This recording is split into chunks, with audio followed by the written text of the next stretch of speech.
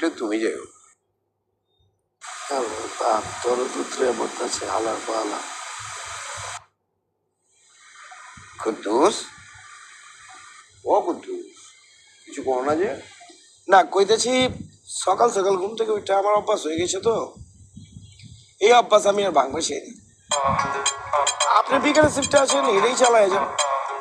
আর বিষয় হইতেছে আপনার বয়স টয়স হয়ে গেছে, বাঁচবেন আর কয়দিন কম মরে যাবেন না। তার আগে এত কষ্ট হওয়ার দরকার আছে? সকালবেলা একটু আরাম করে ঘুমায় টুমায় তারপরে গেলেন আপনি, বিকালে শিফট করলেন, ঠিক না? মরণের আগে একটু আরাম করে অ্যাস করে তারপর বললেন। আমার পুত্র কয় কি বন্দরের বাচ্চা কয় আমি বলে মরে যাবো।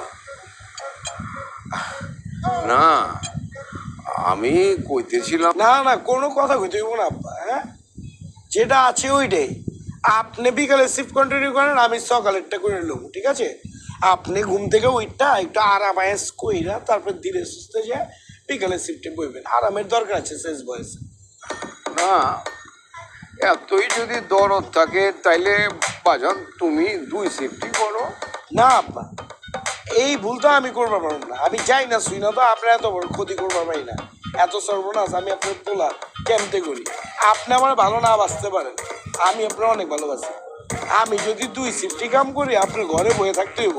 আর এই বয়সে আটকা যদি আপনি বয়ে পড়েন, কাম কাজ না করেন, খালি খান দান ঘুরে বেড়ান আর খালি রেস্ট করেন, তাহলে কিন্তু আপনার বিভিন্ন ধরনের রোগ শোক ধরে আলাইব।